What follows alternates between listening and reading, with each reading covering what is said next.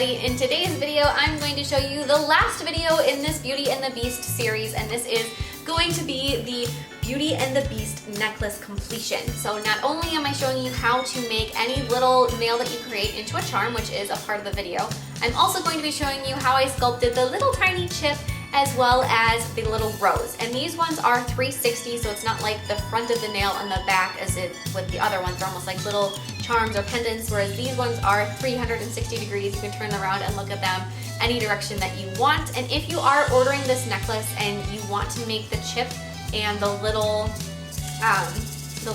rose in a jar thing into earrings instead of having them on the necklace, I can adjust things and we can work that out. So if that's something you're interested in, just let me know, because they would look really nice as earrings versus just on the necklace. So it could go either way, however you prefer. So if you are interested in purchasing that necklace, I have the link to it in the description box below, and you can have, there's a little box there that you can type in any information or details that you want included in it, or anything you want to switch up, necklace length, earrings, no earrings, etc. So if that's something you're interested in, definitely check that out, and I will see you guys next time. Bye! So we are going to begin by sculpting Chip's body around an eyedropper, and I'm using acrylic for this. Even though that's not the recommended product, it doesn't pop off of the eyedropper material or little rubbery texture nearly as well as a gel does. So something like gel sealer, gel top coat, something like that is going to be much better than using acrylic. With that being said, I'm an acrylic person, so I went with acrylic anyway. And yeah, here we are. Acrygel would probably be my recommendation instead of acrylic, but it does work if you happen to go this route. So we're going to just sculpt Chip's body. As you could see, I did sculpt in the chipped portion of his body, so we're going to be doing just that little bit. If you didn't leave that out, you could try to get it, carve it out with an e-file later, but if you can just sculpt it, it makes it easier.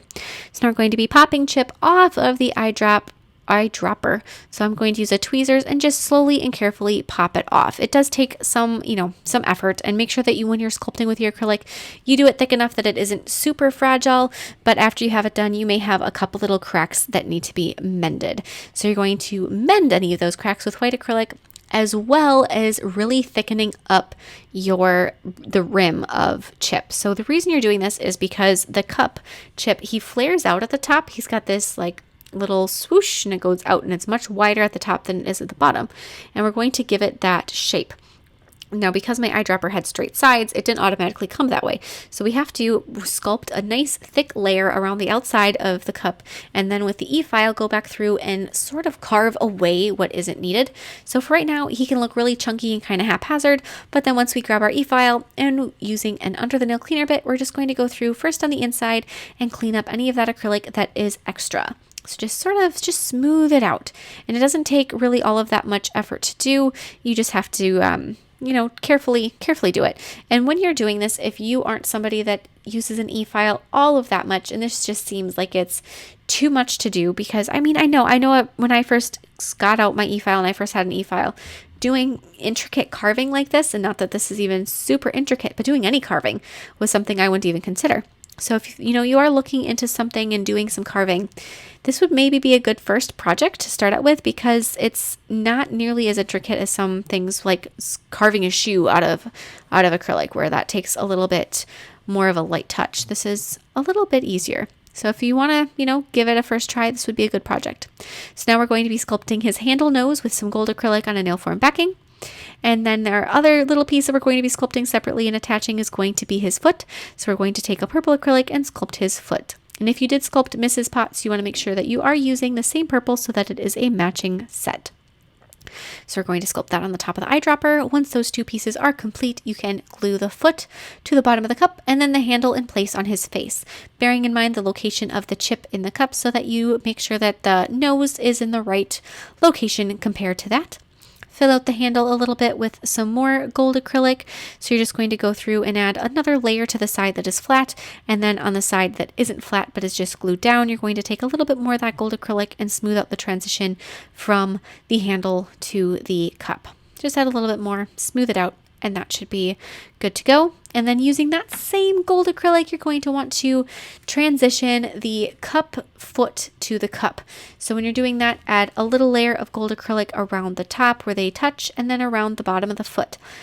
when you're doing this around the bottom of the foot and you're also going to be adding that layer of gold trim on the top of the cup, know that your acrylic is going to kind of be a big pain in the butt because it's going to want to go down the sides, either on the inside or the outside of that area that you're trying to trim. So you just have to do small sections at a time and sort of bear with it, because eventually it gets there and it does look nice, but it just takes a little bit of, patience, and you may be tempted to pull your hair out with this particular step, but just, keep up with it, keep it up. It'll get there eventually.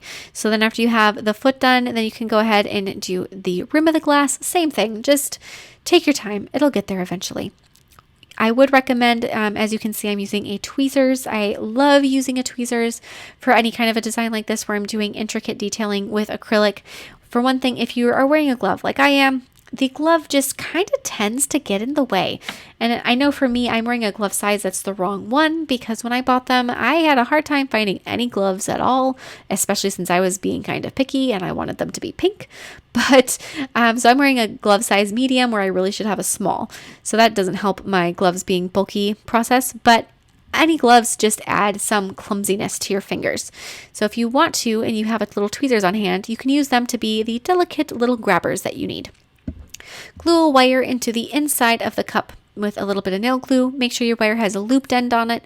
After that is glued in place well enough that you can let go, then you can fill in around it with some clear acrylic to make sure that wire is not going anywhere. So now with acrylic paint, we can add our facial features onto Chip. I'm going to begin by using just kind of a medium gray and slowly sketching in his facial features. So when I say slowly sketching them in, and I say sketching, that's just my favorite word, and I think it applies to this the best of any word out there. And I say the word sketching because you aren't doing any definite lines. These aren't the final lines. You could actually see me right there. I painted a line and then my brush just sort of paused for a second.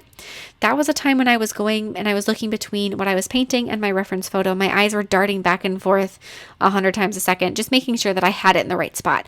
So you're sketching in these details, you're finding these details, you're figuring out where they are, and you're taking your time to do it so that when you go through with your finished colors, your final bits of the design, like this darker red on the inside of his mouth, you already know where they're going because you have this little gray line there already, and it just helps out so much. Same thing with the white. You already know where those gray lines are, so you can fill them in with white. And as you can see, I'm covering up some of my gray lines, and that's fine because those were just the sketching lines. They're not the finished lines. They're not the final thing. They're just the beginning stage. So then after I have those facial features started, I'm going to fill in the crack or the chip with a little bit of that same color gray, that medium gray. And then I'm going to take black paint and I'm going to start doing some of the final little details on Chip. I'm going to outline the tops of his eyes, give him his eyebrows, pupils, outline his smile, outline some of the cracks on his chip. Just do any little black outlines that you think you want to add in. This is a case of, to an extent, you can kind of do what you want and do more or less. Like his mouth, you wouldn't have to do any more outlining on it if you didn't want to. I wanted to just clean up the lines a little bit, so I figured a black outline couldn't hurt at all, but it's up to your discretion.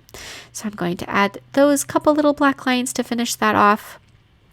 And then I'm going to do a little bit of a mix of a darker shade of gray and just go under those lines under his eyes. One more time, a little white highlight, and then to finish off our chip, we're going to do the little details that are around his foot. So I'm going to grab some pink paint and I'm going to be adding a little petal pattern going right around on top of the purple, making sure I leave a small gap between each pink petal for the aqua or teal ones, and then I'll go through and fill in those gaps with a petal shape in that bluish tealish color. Once those have all been filled in, you can go back to your black paint and you can add a small black line down the center of each of the pink petals. And then this is it. Our chip is done. We can apply a layer of gel sealer over the top of the entire cup.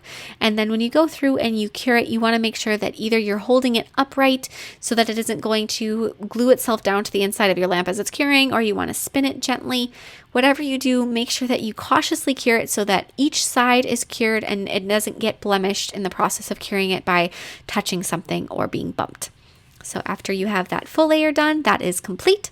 And now we're going to be sculpting our two-toned rose petals on a nail form backing. So place down little circles of It's kind of like a light pink and a red acrylic.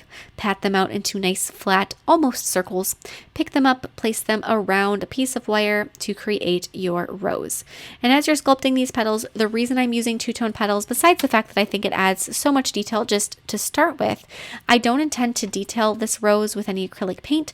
So you want to make sure that you have some details and some shading and highlighting built into the acrylic to start with, which is what you can get with using a multi-tone bead of acrylic.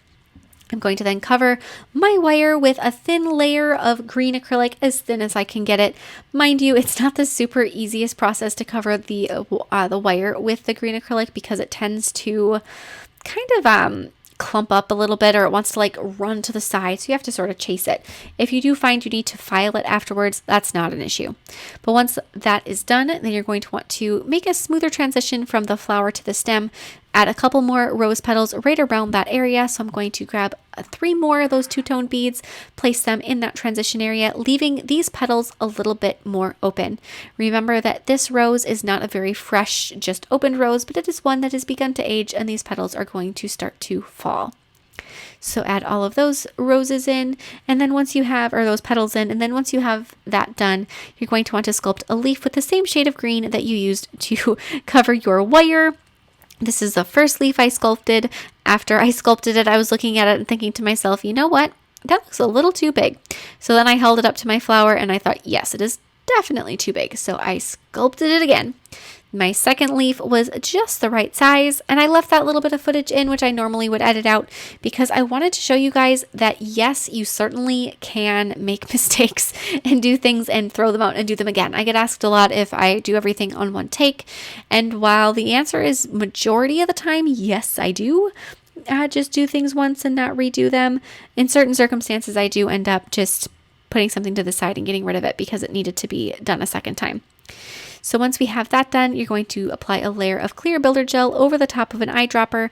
You want to make sure that it's a thick enough layer that it'll be strong, and either do 1 thick coat or 2 thinner coats of that clear builder gel. Then apply a layer of gel top coat, cure it once more, pop it off the eyedropper.